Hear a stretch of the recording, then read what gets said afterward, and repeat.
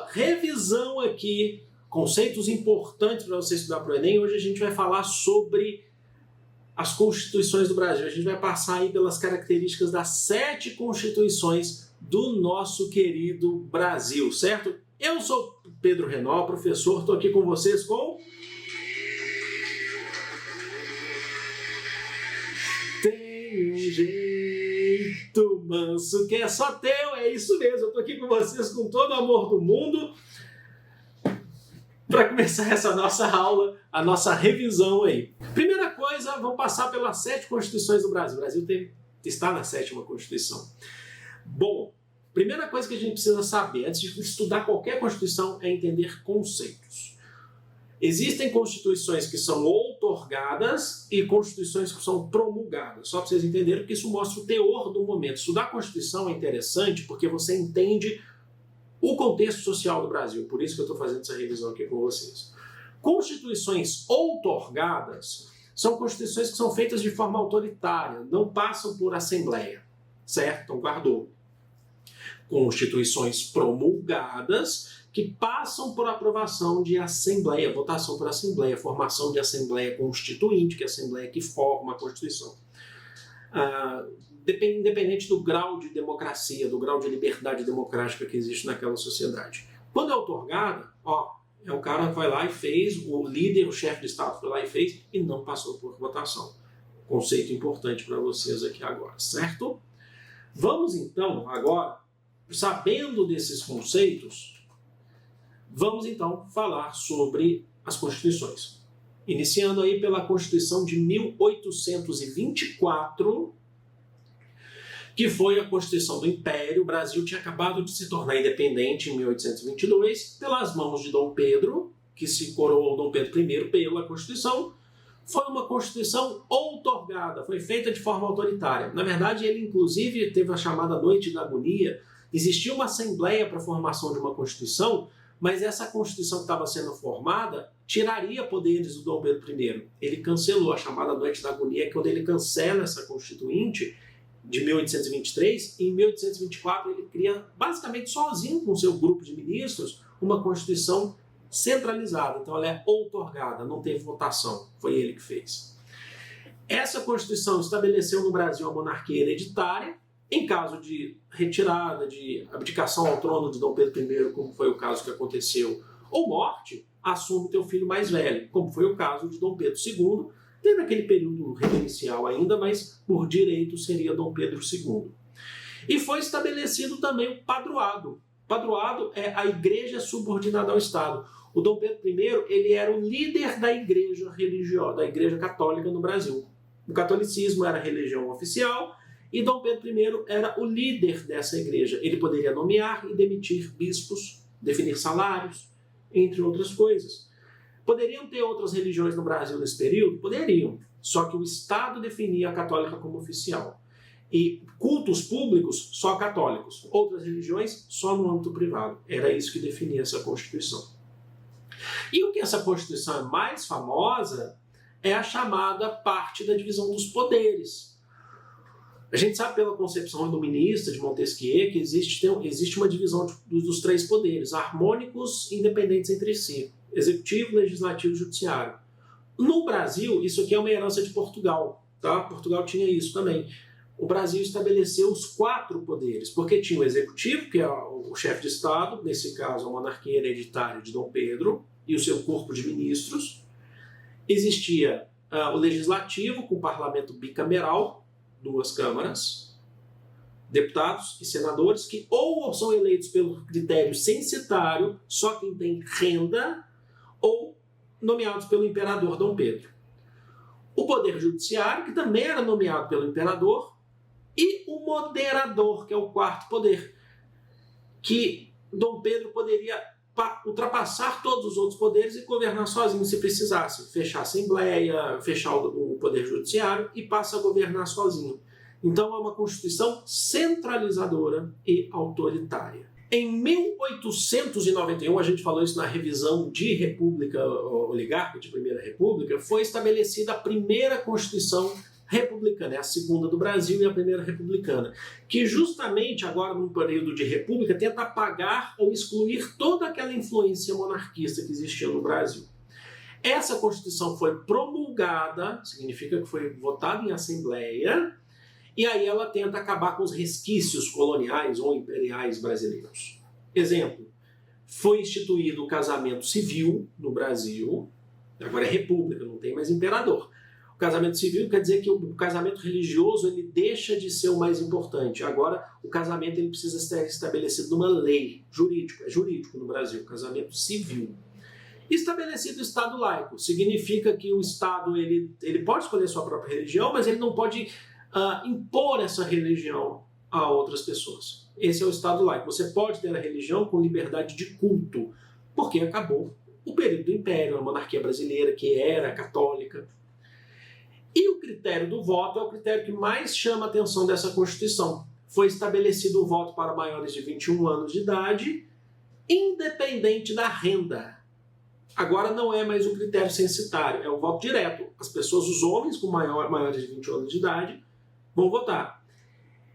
A Constituição não dizia, esse voto tinha que ser para pessoas alfabetizadas, tá? Essa Constituição não dizia que o voto tinha que ser aberto ou secreto, que você tinha que votar falando ou se você votava secretamente. Então isso favoreceu com que os coronéis, né, o famoso coronelismo, as oligarquias, controlassem o eleitorado desse período. A Constituição de 1891 ela é um avanço em relação às liberdades da Constituição de 1824, mas ela ainda restringe muitas coisas porque dá poder às oligarquias controlarem o voto das pessoas. Passado esse período, a gente chega na Constituição de 1934, que é uma Constituição já na era Vargas.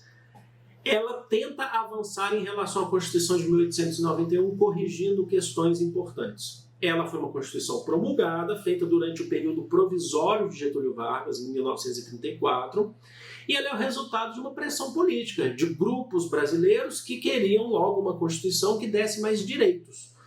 Essa Constituição tem como grande importância o estabelecimento do voto secreto e universal. Se na Constituição de 1891 não tinha nada falando se tinha que ser secreto ou aberto, essa Constituição é diferente. Ela fala assim, é direito ao voto secreto, ninguém pode saber. É uma forma de tirar o poder das oligarquias que dominavam o eleitorado, que o Getúlio Vargas está fazendo. E universal, não tem a renda mais, tá? A gente não fala mais em critério de renda. Ele corrobora com a justiça eleitoral que tinha sido criada em 1932, que já estabelecia direitos para as mulheres. Através de muita pressão, as mulheres tiveram a conquista do direito à participação e ao voto, certo? Então a Constituição de 1934 ela tenta fazer avanços em relação ao que a gente teve antes. Só que a gente sabe que o Getúlio Vargas se tornou um ditador. Então essa Constituição de 1934 é a que menos durou na história do Brasil. Porque em 1937 ele aplica um golpe de Estado, ele já estava no poder, mas ele deveria sair porque teriam eleições, e ele aplica um golpe de Estado, alegando ameaça comunista, tem toda aquela questão do plano Cohen. E o Getúlio Vargas, ele estabelece um novo regime, um Estado novo, centralizado nele. Então, por conta disso, ele acaba com a Constituição de 1934, que foi promulgada, e aí outorga de forma autoritária a Constituição de 1937, que recebeu o apelido de Polaca, porque ela era baseada na Constituição da Polônia, que tinha um caráter fascista. Centraliza o poder nas mãos de Getúlio. Getúlio pode inclusive, controlar estados e municípios, e suspende direitos políticos. Não tem mais voto, porque agora temos um ditador que fecha congresso, se quiser, que manda no Brasil, que governa o Brasil. E tem que fazer o culto ao ditador. E ele se opõe a movimentos, ele proíbe movimentos de oposição ao seu governo. Inclusive, essa Constituição é a Constituição mais direta em relação à oposição. Diz que é contra, que é proibido no Brasil, essa Constituição diz que é proibido no Brasil qualquer tipo de movimento classista, de classes sociais. Você não pode ter. Aqui é harmonia, é um corporativismo, sabe?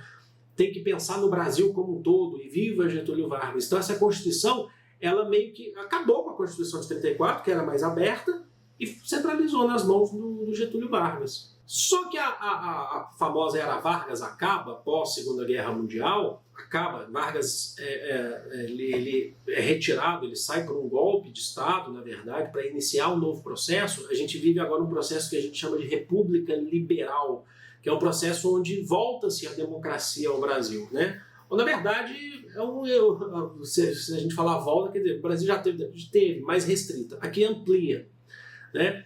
Então, é uma Constituição que foi promulgada dentro do governo do Eurico Gaspar Dutra, que foi o primeiro presidente da República Liberal. Antes de chegar, então, a República Liberal antecede a ditadura militar no Brasil.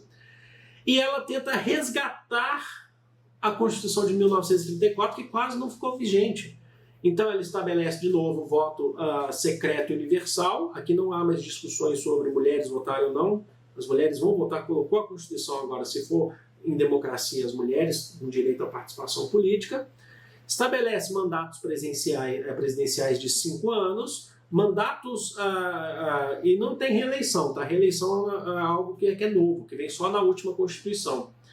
E essa Constituição, então, ela tenta resgatar o sentido mais aberto e democrático que existia na Constituição de 1934, mas que foi abalado pela Constituição Polaca de 1937. Só que aí vai ter um golpe militar e essa Constituição também vai deixar de existir.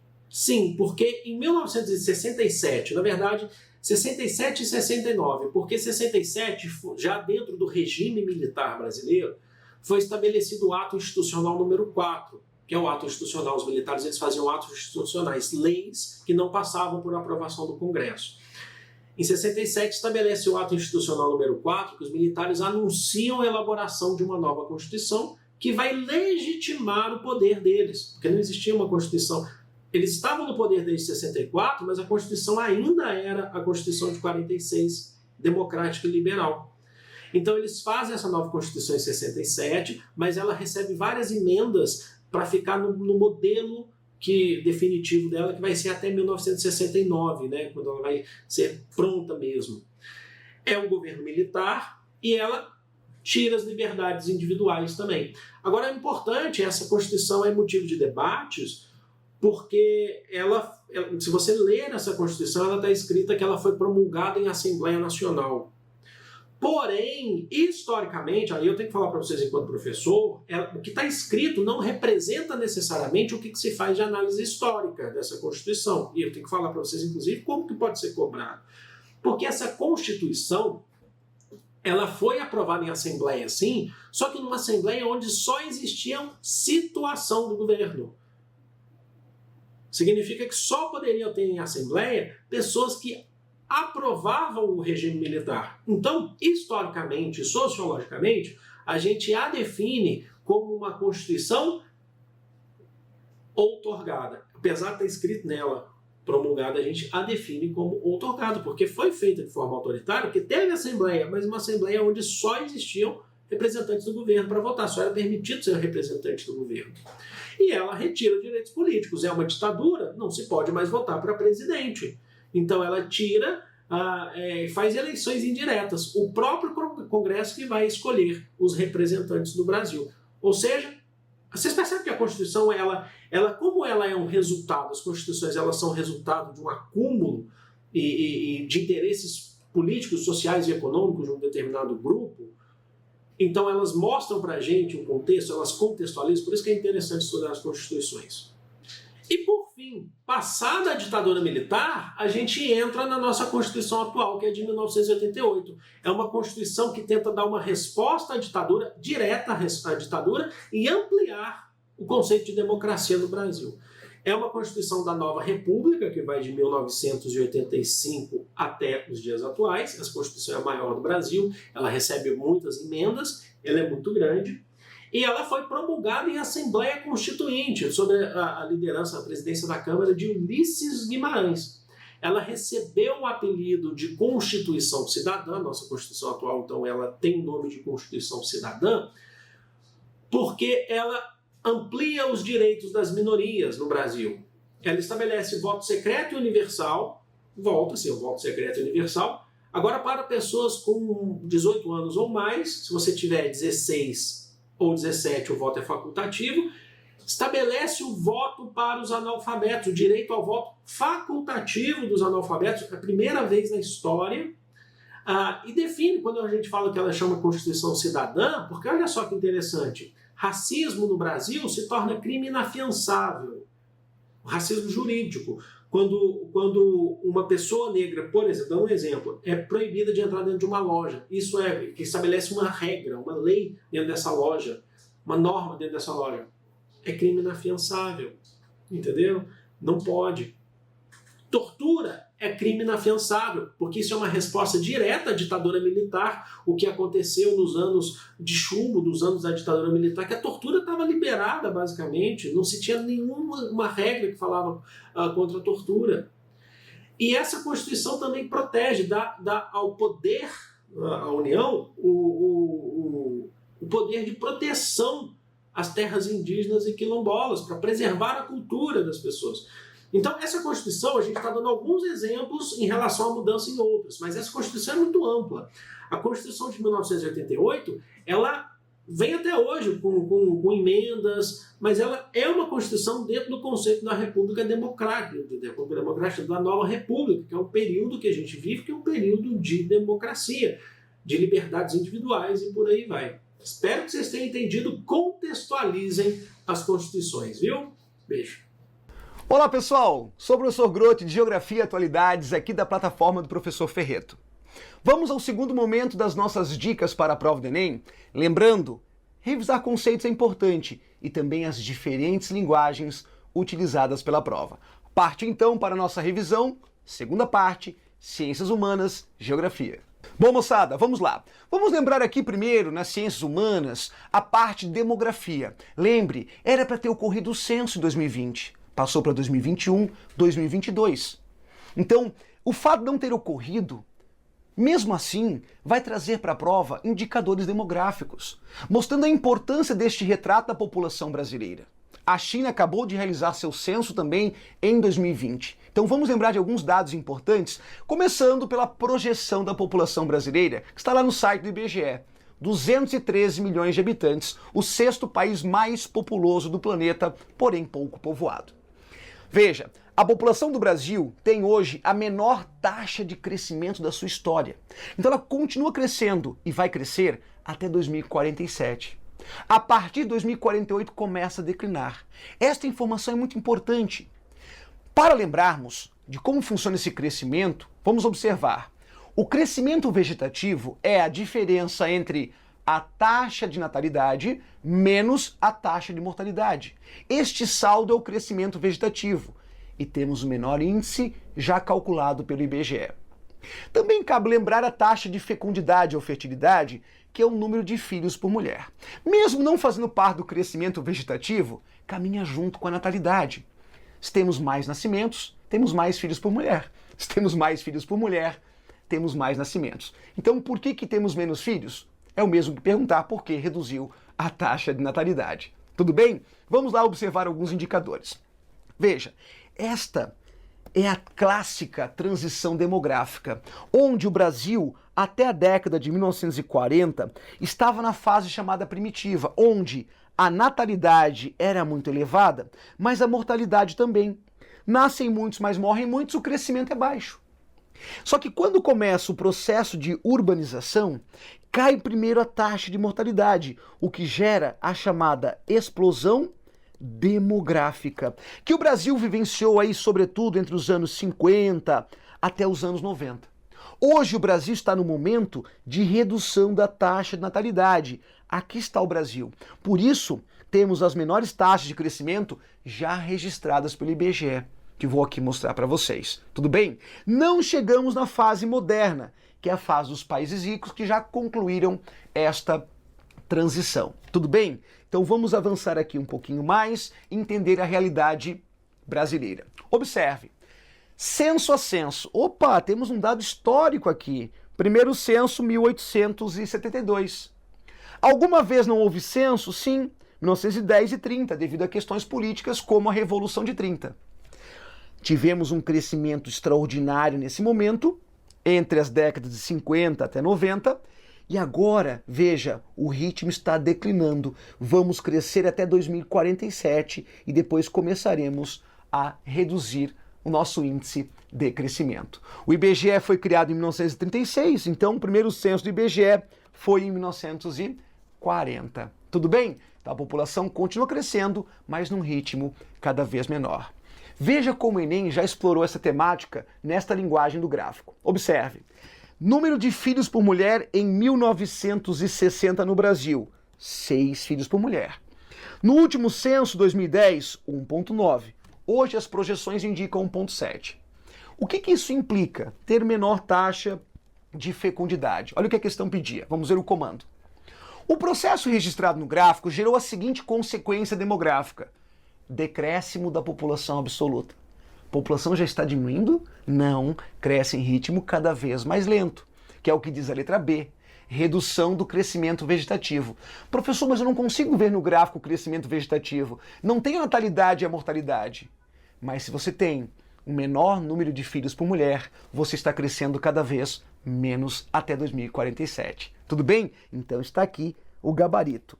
Letra C. Diminuição da proporção de adultos. Não, diminuição da proporção de jovens. Expansão das políticas de controle da natalidade. Não tivemos políticas efetivas aqui de controle, como a política do filho único na China, que nem existe mais. Aumento da renovação da população economicamente ativa. Para renovar os adultos que são economicamente ativos, tem que ter mais jovens para estar renovando sempre. Se reduz os jovens, já não renova tanto. Então ficamos com a letra B.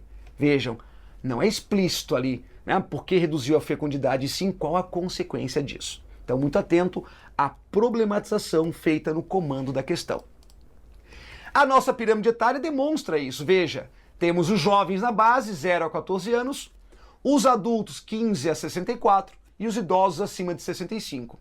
Esta pirâmide é do ano 2000. Vou mostrar agora a pirâmide de 2010. Olhe para a base, olha lá. Reduzindo a base, menos jovens, natalidade menor. Agora olha só para o topo, 2000 para 2010, aumentando a população idosa. Tudo bem? Então estamos aumentando o topo e reduzindo a base, reduzindo os jovens e aumentando a população idosa. Hoje nossa longevidade está em 76,6 anos, sendo que as mulheres, como você pode perceber, vivem mais do que os homens. Cuidam mais da saúde e também temos um fato marcante, que é a morte precoce. Pessoas do sexo masculino, né, 4,5 vezes maior do que as mulheres entre 20 e 25 anos. Um homem tem mais chance de morrer 4,6 vezes a mais do que uma mulher. Então essa morte precoce por fatores externos também reduz a expectativa de vida dos homens.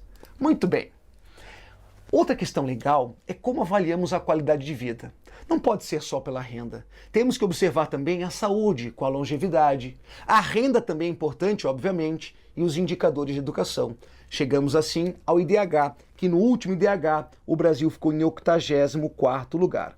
A Noruega, né, em primeiro lugar, de novo, e Níger, o último colocado. Então o Brasil tem um IDH considerado elevado, alto. Tem muito alto, alto, médio e baixo. O nosso é alto, apesar da posição ruim, né, para uma economia tão forte historicamente como é a economia brasileira. Só um fato importante. No ano passado, quando foi lançado o novo IDH, o IDH recebe algumas críticas. Não avalia democracia, não avalia meio ambiente, não avalia distribuição de renda, só a renda per capita. Então, o IDH fez um cálculo paralelo chamado IDHP, IDH pelas pressões planetárias. Veja, o Índice de Desenvolvimento Humano, mas ele é paralelo, tudo bem? Observando as emissões de dióxido de carbono e também o uso dos recursos naturais. O Brasil consegue avançar, pois temos uma matriz energética mais limpa que países desenvolvidos, e muitos países desenvolvidos caíram pelo uso de energia fóssil em grande escala. Tudo bem? Então, IDH pelas pressões planetárias aí. O Brasil deu uma avançada, pode ver no texto. Outro indicador interessante, que infelizmente aumentou com a pandemia, é o chamado índice de Gini, que avalia a desigualdade. Quanto mais próximo de um, mais desigual.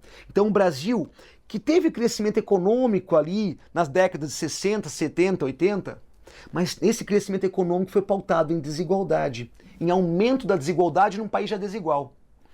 Caiu, mas infelizmente com o desemprego, a pandemia, a desigualdade voltou a subir. Então, índice de Gini, que avalia a distribuição de renda com uma nota de 0 a 1.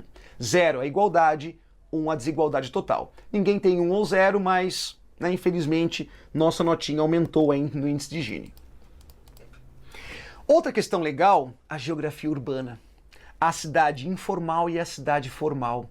A cidade onde eu tenho qualidade de vida, o Estado está presente com a pavimentação das ruas, com o policiamento, com escolas, qualidade de vida.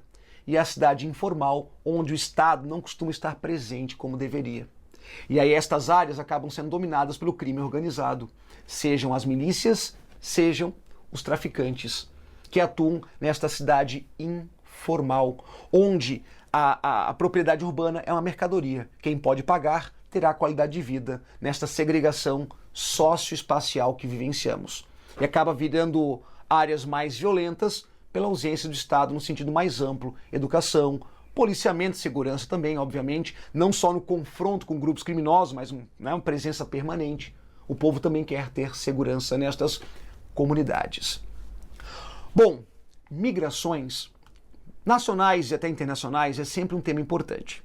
Temos hoje 281 milhões de migrantes no planeta, mas tem outro fato, além das migrações, a ser lembrado, o caso dos refugiados. Perceba, e esse é um tema muito importante, que houve um crescimento extraordinário desde que eclodiu a Primavera Árabe em 2010-11, sobretudo na Síria, que tem o maior grupo de refugiados e deslocados internos do planeta. Lembre, migrante é quem migra por vontade própria. Refugiado é quem migra fugindo de perseguições étnicas, religiosas, né, ou questões de conflitos mesmo para preservar sua vida. A política é diferente, devem ser acolhidos os refugiados, mas nem sempre são. E lembre, muitos muros foram erguidos. Essa é uma das maiores críticas à globalização e o termo aldeia global. Ao mesmo tempo que mercadorias e capital circulam com facilidade, erguemos muros para conter os fluxos de imigrantes, muitas vezes de refugiados que estão fugindo para preservar suas vidas. A Síria é a campeã, né, em refugiados, e o país vizinho, veja, a maior parte dos refugiados estão em países vizinhos. O vizinho da Síria é a Turquia. Então, lamentavelmente, o Afeganistão também, como fruto da guerra ao terror, e seu vizinho é quem mais acolhe os refugiados, então, do Afeganistão. Muito bem, moçada. Bom, trazendo um pouquinho agora para o âmbito econômico, lembre, o Brasil fez o censo agropecuário em 2017. E os dados foram sendo lançados em 2019, 20 e 21. Tem muito dado para colocar na sua prova, para mostrar como que o Brasil tem as terras concentradas. E segundo esta manchete, você vai perceber. Resultados mostram que houve um aumento da área cultivada, mas uma redução do número de estabelecimentos. Menos agricultores numa área maior. Consequentemente, continuamos concentrando terras. Inicialmente por fatores históricos, plantations, sesmarias. Hoje, por fatores econômicos, as commodities e a sua força no mercado, como a soja ou o algodão, crescem muito mais em grandes propriedades do que a agricultura familiar. E aqui é com grande pesar que eu mostro a você que entre o censo 2006 e o censo agropecuário 2017, perdemos 9,5% dos agricultores familiares, que é quem mais coloca o alimento fresco em nossa mesa. Você vai ver agora. Houve uma queda, concentramos terras e perdemos aqueles que, na agricultura camponesa ou familiar, produzem 70% do alimento fresco que chega à nossa mesa. Muito importante. O agronegócio é importante, óbvio, gera empregos, move a economia, evidentemente, mas a agricultura familiar tem um papel muito importante no abastecimento do mercado interno em pequenas propriedades. Muito bem, vamos avançar agora. Aqui uma tela bonita para você aí com as revoluções industriais. Desde a primeira revolução na Inglaterra, com a máquina a vapor e o carvão, a segunda revolução, aquela do automóvel, que faz lembrar da produção em série do Fordismo, o crescimento do consumo de petróleo na segunda revolução, do aço, da eletricidade. A terceira revolução, que nós conhecemos como técnico-científica, que trouxe um novo modelo de produção, just in time, a produção para atender a demanda, que foi duramente atingida pela pandemia. Caiu até no Enem na última prova, né, do ano passado, porque esses fluxos foram interrompidos. E se você produz com estoque mínimo, não tem estoque, interrompeu o fluxo com a pandemia, tivemos problemas aí de produção e temos até agora. As empresas partiram para o mundo todo. E hoje estamos diante do que os economistas falam, mas alguns geógrafos ainda resistem, da quarta revolução industrial, do 5G, da internet das coisas, da inteligência artificial. Cada vez mais conectados. E isso tende a ampliar o desemprego. Lembra? O desemprego estrutural, não conjuntural. Desemprego conjuntural é pela conjuntura, pelo momento, pela crise, como a pandemia. O desemprego estrutural é pela estrutura, pelas novas tecnologias. Muito bem, vamos aqui então dar um passinho para frente. Não esqueça que o Brasil também teve sua industrialização tardia, mas ocorreu através de um processo de substituição de importações com alguns personagens importantes como Vargas e as indústrias de base, JK e a abertura para as multinacionais e, nas últimas décadas, uma descentralização industrial. Temos uma região que concentra ainda as indústrias, no entanto, novos polos foram surgindo no Centro-Oeste, Nordeste, Zona Franca de Manaus, que já vem desde os anos 60, na busca por redução de custos, seja mão de obra, seja dos impostos. Reduzir custos, as empresas migraram para fazer isso. Bom, temos aí atualmente uma crise hídrica que pode aparecer na prova, mas é pouco provável os dados mais recentes. Lembrem que o Brasil tem uma força no setor hidráulico, muito presente, em torno de 62% da nossa energia vem da fonte hidráulica ou hidrelétrica, só que com uma crise hídrica pesou. E nós que já passamos por esse cenário, em 2001, onde dependíamos mais da fonte hidráulica, aprendemos uma lição. Tivemos um racionamento de energia naquela ocasião. O que não ocorreu agora. Por que não ocorreu? Porque nós temos aqui um aumento da energia térmica. Então, quando a participação da hidráulica reduz, sobretudo no inverno que é mais seco, aumenta a energia térmica do gás, do bagaço de cana. A energia eólica que este ano chegou a gerar 12% da nossa energia. A solar também crescendo. Então diversificamos mais a matriz energética, mas ainda dependemos muito da água. Tanto que, olha só, reduziu a geração de energia hidrelétrica, voltando aqui a imagem, muito bem, e aumentou o consumo térmico. E isso, você sabe, energia térmica a partir de carvão, energia térmica a partir de gás, que é a principal fonte, bagaço de cana, polui mais e custa mais caro. Por isso temos as bandeiras tarifárias, que indicam a você, bandeira verde, reservatórios cheios, gastamos menos gerando energia, usamos mais a fonte hidráulica. A amarela reduziu o reservatório, bandeira vermelha, patamar 1 e 2, mas a crise foi tão séria que não foi suficiente. Chegamos à bandeira da escassez hídrica, usando mais energia térmica e pagando mais caro pela energia. Tudo bem?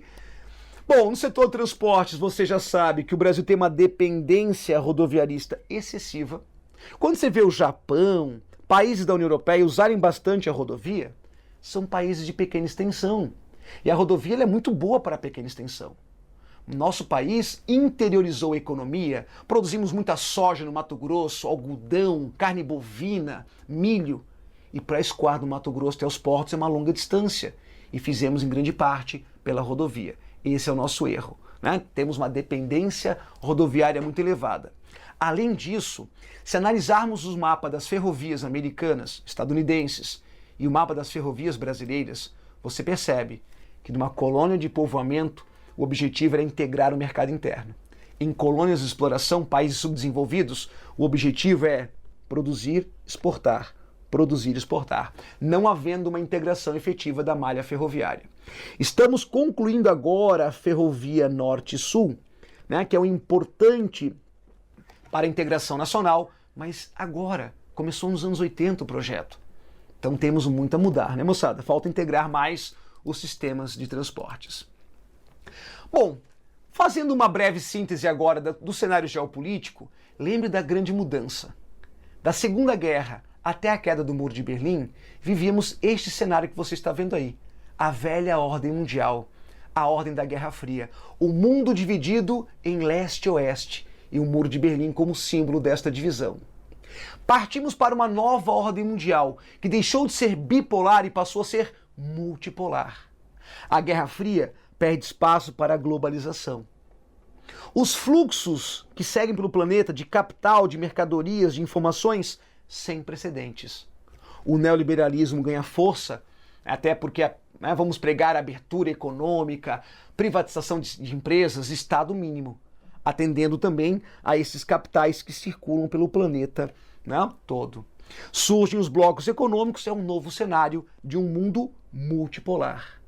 Mas lembre de uma coisa, multipolar, Europa Ocidental, Japão, Estados Unidos, cenário pós-Guerra Fria. Mas pegarmos agora a atualidade, sabemos que esta ordem multipolar tem cada vez novos agentes, e o G20 é uma prova disso. Há 9 países desenvolvidos mais a União Europeia, o G8 mais a Austrália e a União Europeia, e 10 países emergentes, que formam hoje um importante fórum de debate sobre os rumos da economia mundial, ou seja, juntaram os emergentes, pois emergiram, sendo redundante, fortaleceram suas economias e passam a ter um peso maior neste cenário internacional. Ou seja, o mundo vai se tornando cada vez mais multipolar. Alguns até incomodam um pouquinho mais numa guerra comercial da globalização, do 5G nos avanços tecnológicos, a China e a guerra com Trump.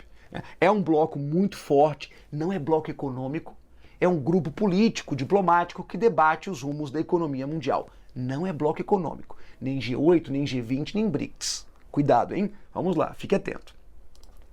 Muito bem. Bom, 20 anos da guerra ao terror.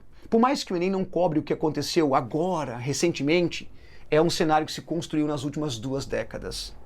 Depois dos atentados terroristas aos Estados Unidos, que você viu na aula de atualidades, nós tivemos 2 conflitos, um no Afeganistão, que se encerra agora em 2021, a guerra mais longa e mais cara da história dos Estados Unidos, em busca de Bin Laden da Al-Qaeda, que foi morto em 2011 no Paquistão, e derrubar o regime talibã que está voltando ao poder agora. Também atacando o Iraque, onde depois vem a surgir num território muito caótico, conflituoso, o Estado Islâmico, junto à Síria. Então, o Estado Islâmico, Iraque e Síria, e o Afeganistão, no caos político que acabou vivenciando, o Talibã retorna ao poder. Foi uma ação dos Estados Unidos, a chamada doutrina Bush, promovendo intervenções militares. No caso do Afeganistão, com apoio internacional mais contundente. No caso do Iraque, com objeção da ONU, mesmo assim o ataque foi realizado, Muito bem, gerando muitos refugiados. E por fim, quando se fala em globalização, lembre de uma coisa. A prova, além de expor o que é a globalização, que está aí para você, ela vai cobrar as suas contradições. Um mundo em expansão, cada vez mais integrado, do ponto de vista econômico, político, social, cultural. Legal. Colorido, bonito, eu jogo online, eu tenho notícias ao vivo, os transportes são mais eficientes, eu compro no Shopee, eu compro no AliExpress. No entanto, a pandemia escancarou a exclusão digital. Vivemos numa aldeia global. Será? Perguntaria você, Milton Santos. Quem fez nosso simulado Enem vai lembrar da questão que eu coloquei lá para vocês. Será que todos podem migrar nesse mundo?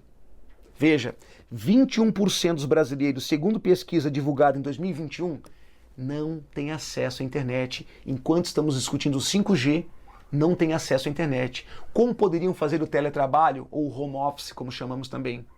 Como poderiam estudar? Isso ampliou a desigualdade. Portanto, a exclusão digital se tornou uma forma de exclusão social. As contradições da globalização são muito lembradas na prova. Fique atento. Tudo bem? Uma delas, a exclusão digital, repito, aumentando a desigualdade. As características do fenômeno estão aqui, A revolução técnico-científica informacional trouxe a informática, os satélites e permitiu, com os avanços dos transportes e comunicações, que o mundo se integrasse cada vez mais. De forma muito desigual, pense em África, de forma muito desigual, mas há uma integração. E aí eu queria que você pensasse comigo agora como que a prova poderia traçar a pandemia nesse aspecto. Primeiro, com a exclusão digital que acabei de mostrar.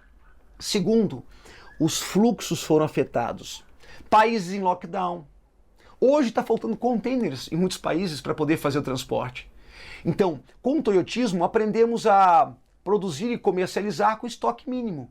Só que, de repente, uma interrupção qualquer prejudicou a produção global, prejudicou os fluxos, sobretudo de mercadorias, certo? No fluxo de informações, por vezes, é tanta informação que entram também as fake news e a crítica às redes sociais, que não combateram devidamente a disseminação dessas notícias falsas porque foi lucrativo, né? Temos uma questão polêmica recente.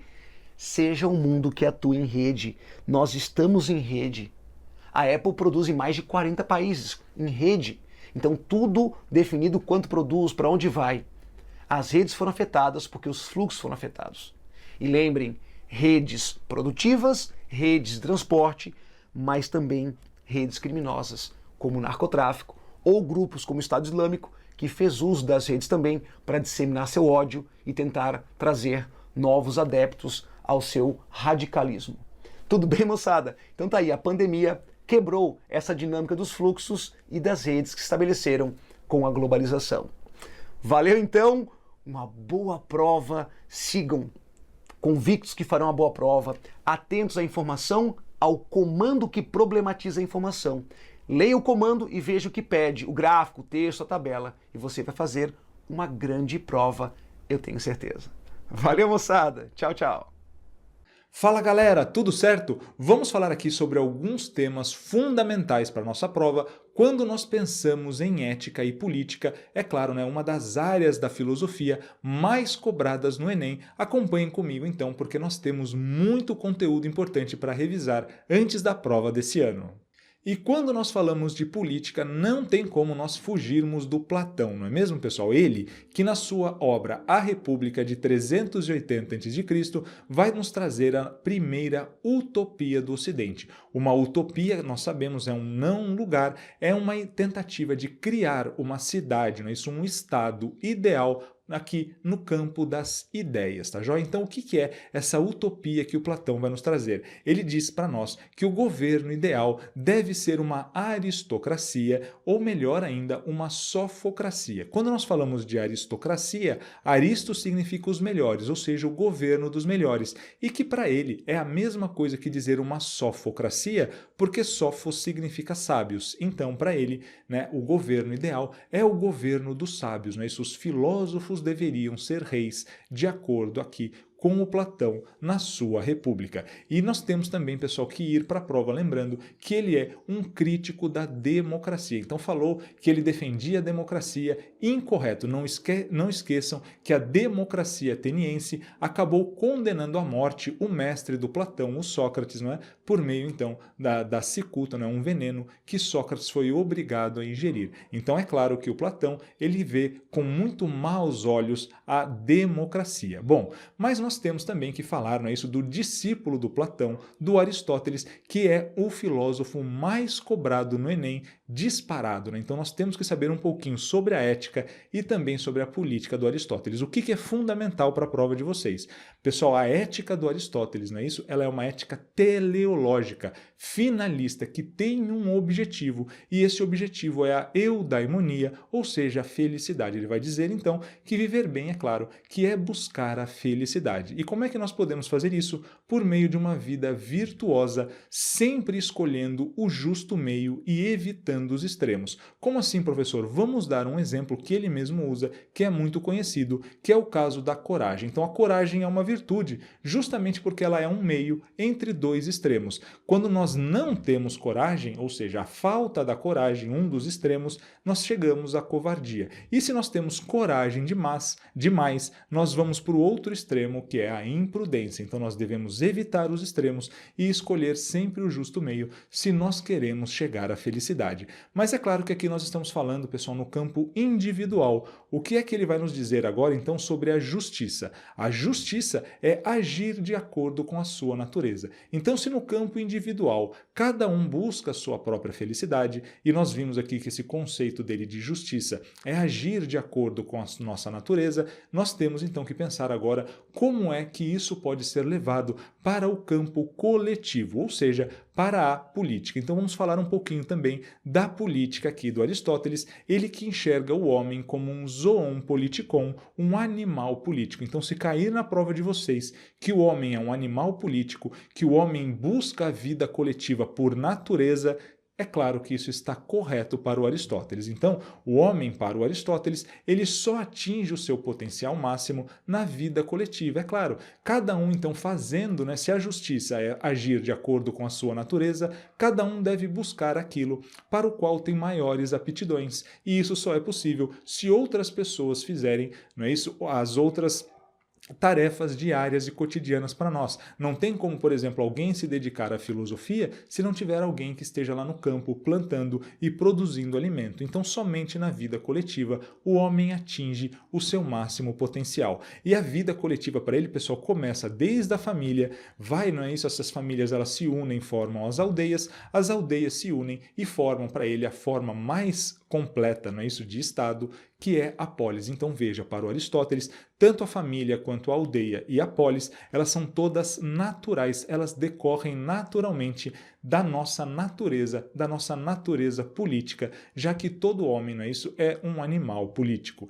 Então, para ele agora, se individualmente cada um busca a sua felicidade, é claro que o sumo bem é a felicidade de todos, ou seja, o objetivo da política é buscar a felicidade da cidade, a felicidade da coletividade. E por isso a política para o Aristóteles é a principal ciência, a ciência mais importante, porque é ela que vai levar, não é isso, vai permitir que nós possamos chegar ao sumo bem, determinando o que cada um vai fazer, como é que a cidade vai funcionar, ok? Então aqui, pessoal, as principais ideias do Platão e do Aristóteles sobre política. Vamos dar um salto, vamos lá para o Renascimento, falar um pouquinho também do Maquiavel, outro filósofo muito importante. Quando nós pensamos em política, ele que é considerado o pai da política moderna. Então, o Maquiavel, na sua obra O Príncipe, de 1513, ele vai nos trazer, então, uma série de estratégias de como o soberano, não é isso? Como o príncipe pode conquistar e manter o poder. O que é fundamental nós entendermos do Maquiavel é que ele vai separar a ética da política. Veja, ele vai fazer o contrário do que nós fizemos aqui nessa nossa revisão, né? Nós juntamos ética e política e o Maquiavel ele vai separar, ele vai dizer que a ética, né, especialmente a ética cristã, ela tem o objetivo de salvação da alma, enquanto a ética política, né, isso, então veja, ele tira toda aquela ética religiosa da política e diz que a política ela tem a sua própria ética, os seus próprios objetivos. Ele vai dizer então que esse objetivo, é claro, que é a conquista e a manutenção do poder. Então, para ele, né, o bom príncipe, o bom governante, ele tem que ter duas características fundamentais. Em primeiro lugar, ele vai chamar de virtude, a virtude que é sempre agir visando ao bem público, ou seja, o príncipe ele deve saber dominar a situação por meio da sua virtude, que nós podemos traduzir por virtude, mas ele mesmo não faz isso, porque ele está dizendo aqui que essa virtude não é uma virtude ética, não é uma virtude de ser bom e ter a sua alma salva posteriormente, não. Essa virtude é sempre agir pensando no bem público. E para fazer isso, muitas vezes, é claro que o príncipe vai sim tomar medidas, não é, que nós consideraríamos, se nós pensarmos, não é, isso de um ponto de vista ético cristão, por exemplo, ele terá muitas vezes que tomar algumas ações que nós consideraríamos injustas ou más, porque o objetivo dele não é salvar a sua alma, o objetivo dele é manter o poder, não é isso, e manter a cidade forte e unida. Além disso, ele traz para nós, pessoal, o conceito de fortuna. Fortuna, cuidado, não está relacionado com dinheiro, com grana, está relacionado com as condições que o príncipe vai encontrar, com a própria sorte, as circunstâncias e as oportunidades que todo mundo encontra na vida. Alguns vão ser mais afortunados, outros vão ser menos afortunados, ou seja, alguns vão encontrar circunstâncias mais favoráveis do que outros para governar. Mesmo assim, eles devem utilizar a virtude para aproveitar as oportunidades que as circunstâncias oferecem, tá joia, pessoal? E é claro, então, que nós temos também que lembrar que o Maquiavel, ele vê o homem de modo bastante negativo. A natureza humana para ele é uma natureza humana negativa, por isso o príncipe, né, ele tem que tomar muito cuidado, inclusive com os seus aliados, porque ele está o tempo todo, né, tendo que tomar cuidado para não ser traído pelos seus principais amigos, tá joia, pessoal? Então, aqui as principais ideias que vocês precisam saber na prova, né, levar para a prova também do Nicolau Maquiavel. Vamos então finalmente entrar aqui no tema de política mais cobrado no Enem, que é o contratualismo, pessoal. Então, falando aqui desses três pensadores aqui da modernidade, o Thomas Hobbes, o John Locke e o Jean-Jacques Rousseau, nós temos que lembrar que eles são os três contratualistas, ou seja, eles têm sim algumas ideias em comum, mas é claro que eles também têm uma série de diferenças no seu pensamento. Vamos começar falando então com o que eles têm em comum. Então, para esses contratualistas aqui, para eles existe um estado de natureza que é um estado anterior à criação do governo, anterior à criação do governo civil, um estado onde todos os homens gozam de liberdade e igualdade. E isso, como nós estamos dizendo, vale para os três contratualistas modernos. E para eles, então, a origem do poder está nos indivíduos, ou seja, são os indivíduos que decidem se unir e criar o Estado, muito diferente do pensamento anterior, que entendia que o rei, ele era, não é isso, um representante de Deus na terra, ou seja, o poder vinha de Deus para o rei. Não é de cima para baixo, de acordo com esses pensadores, é de baixo para cima, são os indivíduos que detêm o poder e eles vão, por meio do contrato social, criar o Estado, não é isso? Então, o contrato ou pacto social vai fundar o Estado. Bom, falamos então das características que eles têm em comum, vamos falar um pouquinho então sobre as diferenças desses três pensadores, pessoal. Começando pelo estado de natureza, lembrando aquele momento da humanidade que é anterior à criação do governo civil. Para o Thomas Hobbes, esse estado de natureza, que como nós vimos, né, é um estado em que o homem é livre e todos os homens são iguais, nós temos a guerra de todos contra todos, tá joia? O homem para o Hobbes é o lobo do próprio homem. Olha só o Hobbes aqui, né, tendo a mesma visão negativa da natureza humana que nós vimos ali no Maquiavel. Para ele, então, os homens decidem criar o Estado porque esse estado de natureza é um estado de insegurança e medo. É claro que o John Locke não vai concordar com o Thomas Hobbes. Para ele, né, no estado de natureza, os homens já possuem os seus direitos naturais, especialmente três direitos: o direito à vida, o direito à liberdade e o direito à propriedade, tá joia? Então, o homem já possui uma série de direitos naturais, especialmente esses três aqui, e só que ele precisa garantir esses direitos. Como no estado de natureza nós não temos um governo, nós não temos juízes que vão resolver as disputas entre os homens, cada um age, né, defendendo a sua própria causa, ou seja, nós temos uma insegurança jurídica e por conta disso, né, de acordo com Locke, nós temos a necessidade também da criação do Estado. É claro que o Rousseau vai ter ainda uma posição diferente desses outros dois pensadores. Ele vai dizer que no estado de natureza o homem ele está num momento amoral. Como nós ainda não criamos regras, não tem como nós nos desviarmos das regras, não é isso? Ou seja, o homem ele não é nem bom nem ruim, ele é simplesmente amoral. Muitos vão considerar que ele traz, né, para nós essa ideia do bom selvagem. Então o homem fora do Estado, ele teria uma natureza boa. Sim, se aparecer na prova, nós vamos marcar como correto, mas mais correto seria dizer que o homem é amoral. Ele não é nem bom nem ruim, porque na verdade ele ainda não criou regras para determinar a sua conduta. Ele vive, então, por meio dos seus instintos, tentando garantir a sua sobrevivência.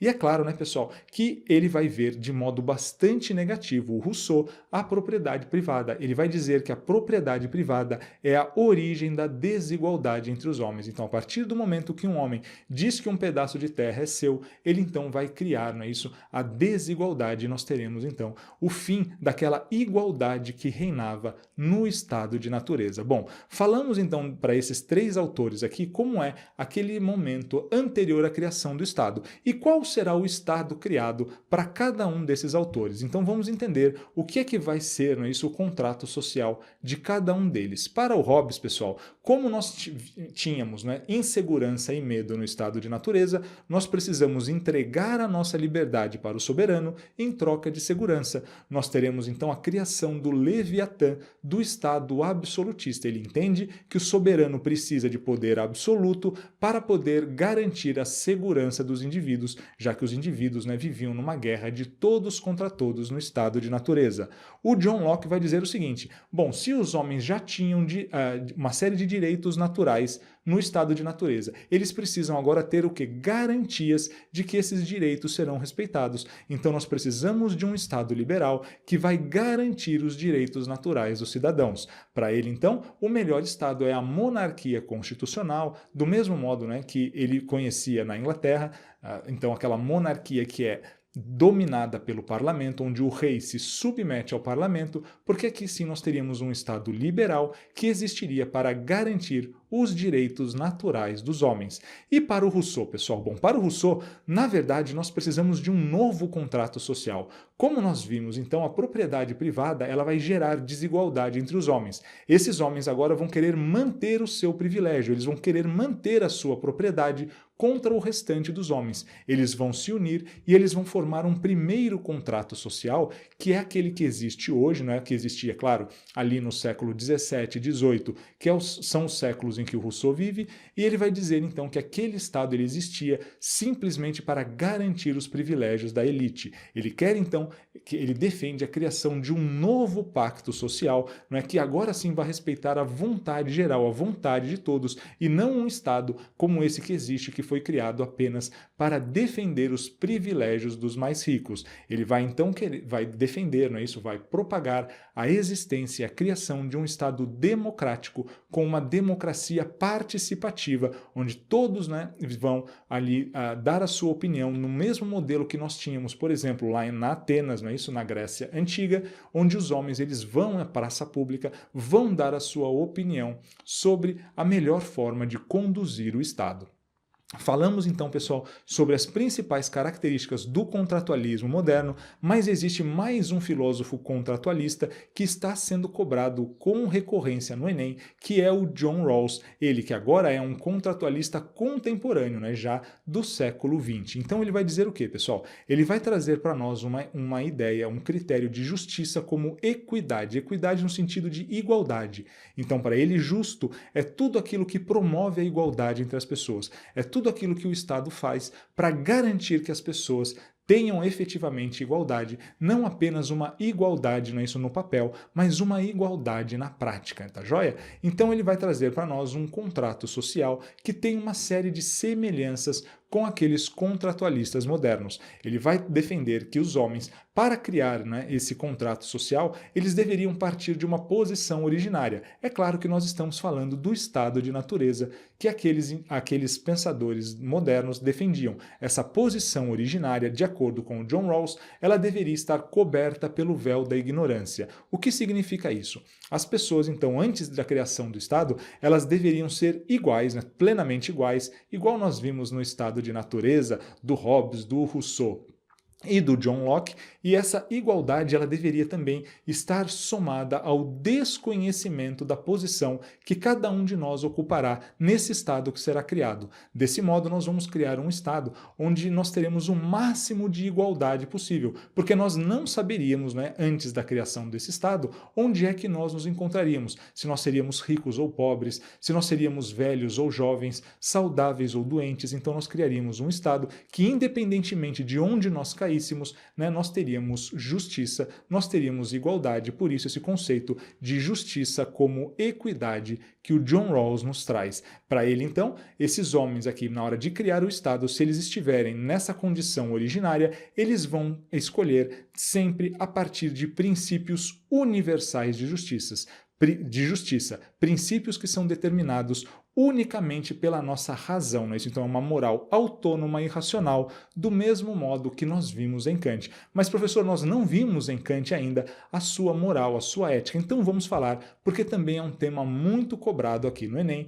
nós temos que falar um pouquinho sobre a ética do Kant, a sua lei moral, que ele vai chamar de imperativo categórico. Os imperativos categóricos para o Kant, eles independem da experiência. Lembram-se então, quando nós comentamos sobre a epistemologia do Kant, que nós tínhamos ali uma série de atributos, né, uma série de recursos na nossa mente que são inatos, que são a priori anteriores à experiência e que vão determinar o conhecimento. É claro, então, que também a lei moral para o Kant ela precisa ser independente da experiência, porque ela não pode variar, ela não pode ser diferente, não é? A ética, a moral para o Kant, ela não pode ser diferente em diferentes países, em diferentes culturas, em diferentes momentos, não.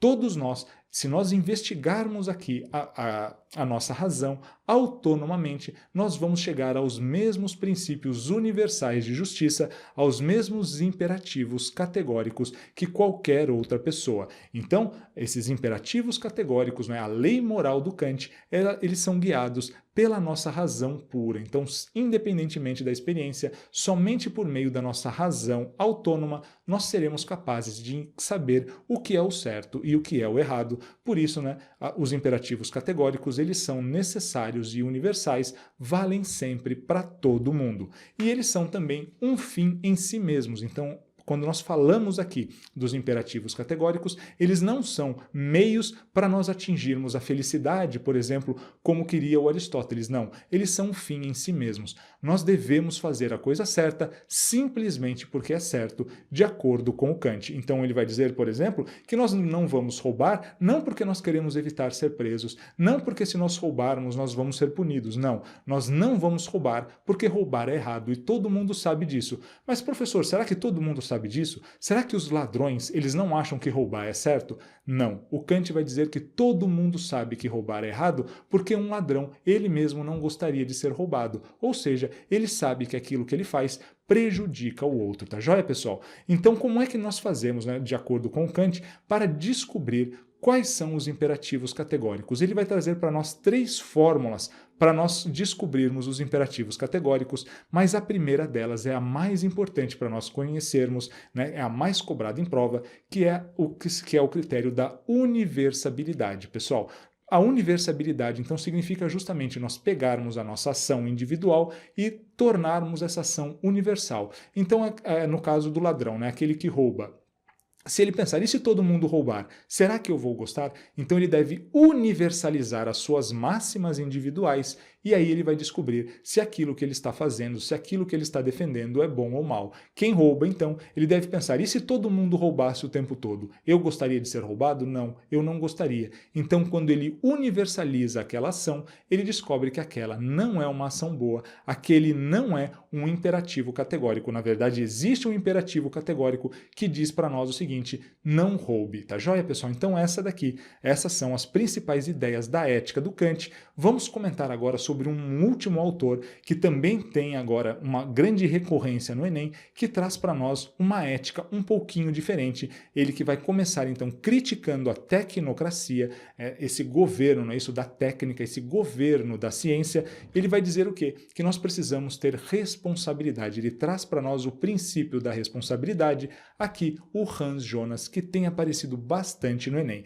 Ele vai dizer então que nós temos responsabilidades não só com os outros homens, mas também com a natureza. E além da natureza, nós temos também que nos preocupar, nós temos que ter responsabilidade com as gerações futuras. Ele vai dizer o seguinte, age de tal maneira que os efeitos da tua ação sejam compatíveis com a permanência de uma vida humana autêntica, ou seja, nós temos que agir de tal modo a permitir que as gerações futuras também tenham, não é isso, essa existência autêntica que nós temos hoje. Nós temos, então, responsabilidade com as gerações futuras e com toda a biosfera, com toda a natureza. Por isso, né, ele traz para nós esse conceito de bioética, uma ética que está preocupada com toda a vida no planeta e não apenas com a vida dos homens e muito menos, né, com a vida desses homens que estão vivos nos dias atuais. Então, se nós destruirmos demais o mundo para melhorar a nossa vida, nós vamos colocar, não é isso? Nós vamos dificultar, nós vamos trazer problemas para as gerações futuras e vamos estragar o nosso mundo, estragar a natureza. Pessoal, com isso demos conta aqui de grandes temas que podem com certeza estar na prova de vocês. Eu espero que essa revisão tenha ajudado. Uma ótima prova a todos.